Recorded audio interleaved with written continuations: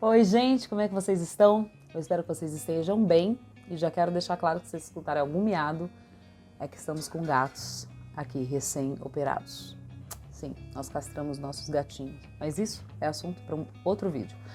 Bom, hoje eu tô aqui para falar com vocês sobre autorresponsabilidade.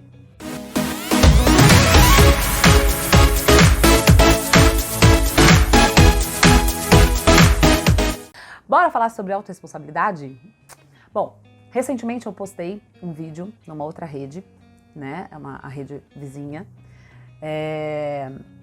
e uma outra rede social. E aí é o seguinte, nessa rede social eu postei um vídeo, na verdade um react, é assim que falam, né? De um vídeo de uma palestra dada pelo Sadhguru, onde ele fala sobre as emoções e o quanto eu me deixo ou não ser dominado por essas emoções, o quanto eu me deixo ou não ser dominado pelas reações dos outros, né? Muita gente comentou gostando muito, isso aí, Sadhguru, tamo junto. E eu, uma delas, né, ali no vídeo falando sobre isso, né? Nossa, é isso aí, né? Como eu me sinto, como eu sou, na verdade, o que tá em voga, é o que realmente interessa, o que realmente importa, mas muita gente confundiu, né?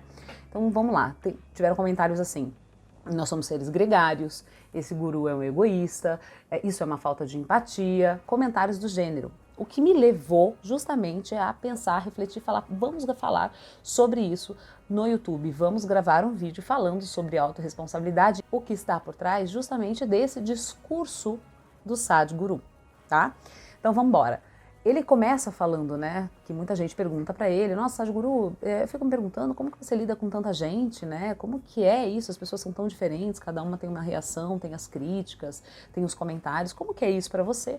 E aí ele fala, olha, na verdade, como as pessoas reagem, como as pessoas sentem, isso tem mais a ver, está mais relacionado a elas do que comigo, então vamos entender esse ensinamento, né?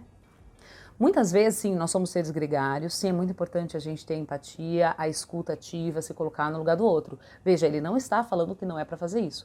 O que ele está falando? Ele está simplesmente trazendo para a gente que, como o outro se sente, está muito mais relacionado às crenças daquela pessoa, né?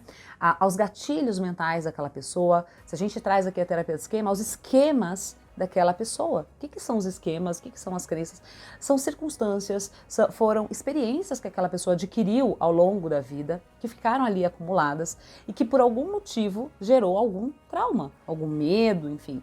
Então se de repente eu chego para essa pessoa e falo qualquer coisa que destrave, abra essa chavinha, essa comporta dessa crença, desse esquema, essa pessoa vai ter um determinado tipo de reação, né? Então, está muito mais relacionado a isso do que com qualquer outra coisa. Ele não está falando que dane-se essa pessoa, dane-se o que essa pessoa está sentindo. Não, não, não. Na verdade, o que a gente tem que entender é que nós não podemos ser escravos das nossas emoções. E o que vai levar você a ter essa independência, essa autonomia, essa liberdade emocional é justamente o processo de autoconhecimento, né? Que é a missão dos gurus. Os indianos, eles estão muito mais à frente do que nós ocidentais, no que diz respeito ao autoconhecimento. Eles estudam, eles se observam, eles meditam, né? A meditação é algo que é um presente mesmo do Oriente, onde a gente passa a observar os nossos pensamentos. E quando você começa a observar os seus pensamentos, você percebe que parte do seu dia você está reclamando, você está com raiva, você está guardando rancor, ressentimento, e tudo isso atrasa a tua vida, né? E aí se alguma outra pessoa te dá uma cortada, por exemplo, no trânsito, você já quer sair e bater na pessoa, aquilo te traz raiva.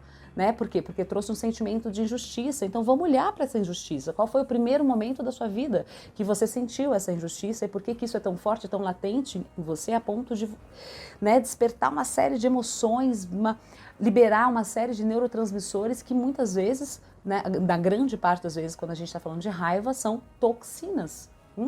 Então veja, se alguma situação aconteceu na tua família, no teu relacionamento, né? Aqui a gente fala de relacionamento, esse canal, mas claro que engloba todas as relações, até porque a gente já sabe, né? Já venho trazendo aqui ao longo de vários vídeos o quanto as primeiras relações lá desde a infância, pai, mãe, tio, tia, toda essa epigenética, né? Todas essas pessoas com as quais a gente cresceu, como essas relações influenciam no seu relacionamento afetivo. Então, se você teve um pai ausente, uma mãe ausente, se você teve uma mãe muito brava, muito rígida, rígida, um pai muito bravo, muito rígido, enfim.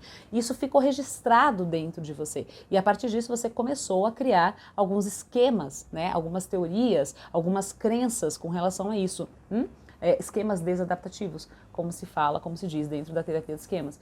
E com isso você vai atrair mais do mesmo, até porque as crenças elas são autorrealizáveis, né? A gente vai buscar aquilo que nos traz uma familiaridade, por mais que aquilo seja ruim, né? Assim, por exemplo, funciona também a crença de escassez, percebe?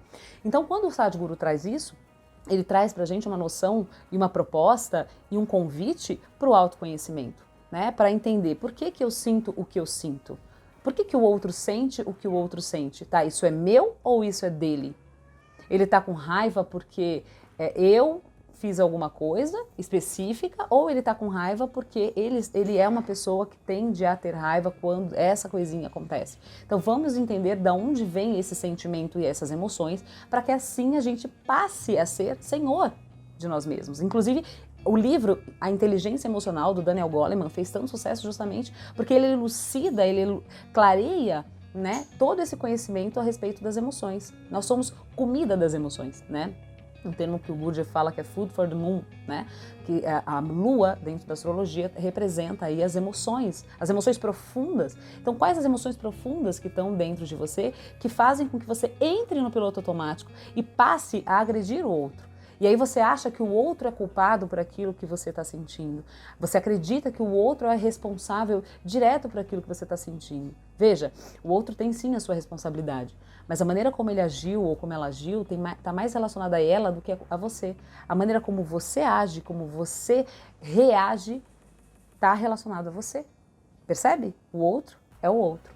Você é você. E este outro, sim, tem uma missão, assim como você tem a missão na vida das outras pessoas, de trazer à tona aquilo que está submerso, né? De trazer à tona aquilo que você não está conseguindo enxergar, aquilo que você não está conseguindo ver. Então, por isso que as relações elas são tão importantes e tão necessárias. E isso não é um egoísmo quando você cria a partir disso, quando você pega essa responsabilidade para você e fala, pera, por que eu estou sentindo o que eu estou sentindo? Talvez seja uma escolha, talvez seja o caminho mais fácil, talvez eu sempre tenha feito este mesmo caminho a minha vida inteira e como eu posso modificar, certo? Então, assim, o outro é como ele é e eu sou como eu sou. E esse processo de autoconhecimento é um processo, sim, é um processo, é uma jornada, é diário e vem de uma autoobservação constante, de meditação. Então eu sempre indico as meditações para os casais, para quem está solteiro, para quem está solteira, para se conectar com você mesmo. A gente está hoje num mundo onde você se conecta o tempo todo, né? Já falei tanto disso aqui. É o WhatsApp, é Instagram, é o YouTube, é Facebook, são tantas redes sociais, então a gente tem essa ilusão de que a gente está extremamente conectado, quando na verdade a gente está se desconectando daquilo que a gente mais precisa, de quem a gente mais precisa se conectar, que é o nosso ser, o nosso self, né? Esse processo de individuação, tão falado aí por Carl Gustav Jung, pai da psicologia analítica. Então assim, como eu sinto e como os outros sentem, percebe? E a partir disso, desse processo, né, de autoconhecimento, a gente vai conseguindo ter, né, essa expertise, esse discernimento, né, e obviamente com a convivência, o dia a dia fica muito mais leve, fica muito mais tranquilo. Então o outro não vai ter mais este poder de te deixar nervoso, de te deixar com raiva. Não é porque o Homo sapiens evoluiu a partir dessas reatividades, né? E a gente está falando de cérebro reptiliano. Se vocês quiserem, eu posso fazer um outro vídeo só sobre o cérebro trino, falando de como as nossas emoções são configuradas aqui no nosso cérebro. Posso trazer um pouco de neurociência, mas só para vocês entenderem, não é porque nós somos seres gregários e nós evoluímos a partir disso que nós precisamos permanecer nessas reatividades, nessas emoções acaloradas. Essas emoções, elas vêm como mestres, como luzinhas que estão piscando ali no nosso painel de alerta, né? Alerta, você está com uma necessidade não atendida, né? É isso que a gente fala lá sobre a comunicação não violenta. Então, se está com raiva, se está com medo, se está triste, se ficou chateado com alguma coisa que o outro fez, veja, dentro de você existe ali uma necessidade que não está sendo atendida. É claro que na convivência, no dia a dia, o diálogo, a conversa, o bate-papo, falar, explanar para o outro de maneira serena, da maneira tranquila, o máximo que você puder de não violência vai trazer uma assertividade para aquela relação. Então isso não quer dizer que também você vai abandonar o outro, dane-se, você está sentindo sair, Não, calma, vamos conversar, vamos entender isso daqui. Vamos entender por que a gente está sentindo isso. Nossa, quando você traz essa atitude, né? Quando você faz determinada coisa, quando você silencia, quando você não olha para mim, isso desperta em mim uma sensação, um sentimento de abandono. E aí você vai investigar, por que você sente esse abandono? Você foi abandonado na infância? De quem que você sentiu essa falta, né? E provavelmente você vai projetar isso no seu parceiro, na sua parceira, nas pessoas que estão no seu entorno, às vezes no seu trabalho. Nossa, meu chefe, ele não reconhece muito o meu trabalho, ele não tá vendo o que eu tô fazendo. Caramba, eu faço, não tenho esse reconhecimento. Por que eu não tenho esse reconhecimento? Existe em você uma crença de que você não merece esse reconhecimento. A autorresponsabilidade, gente, é quando a gente aprende a gerenciar as nossas emoções, os nossos sentimentos. E isso vem através da observação contínua dos nossos pensamentos, tá? Uma coisa que é importante ser dita, e que o Sadhguru fala muito disso, né? Sobre essa questão da escravidão emocional, certo? Você dá o poder ao outro de fazer com você o que você quiser, o que ele quiser, quer dizer. E uma coisa que é importante também ser dita é... Quando a gente fala de autorresponsabilidade, quando a gente fala de dominar essas emoções internas, a gente fala de aprender a entender, a perseguir os nossos pensamentos. Então, esse autoconhecimento, ele caminha junto com esse processo de observar, de vigiar os nossos pensamentos. Sabe aquele ensinamento bíblico lá, orai e vigiai?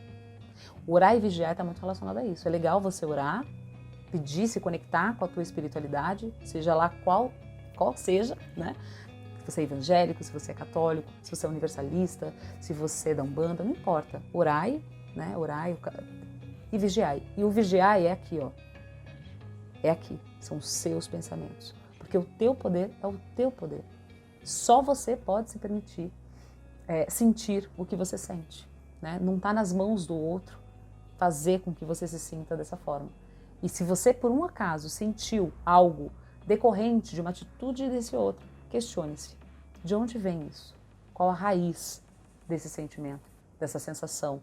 Por que eu estou sentindo isso? Questione-se.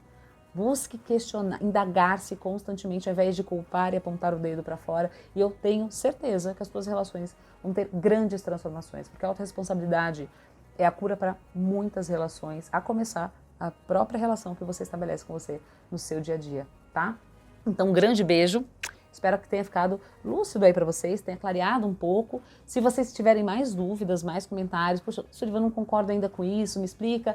Escreve aqui nos comentários, deixa o seu like também nesse vídeo se fez sentido para você, já divulga aí para mais pessoas, porque eu acredito que esse tema, ele precisa ser amplificado, ele precisa ser distribuído, mais pessoas precisam ter acesso ao poder que elas têm e tamo junto nisso daí, tá certo? Beijo e até a próxima.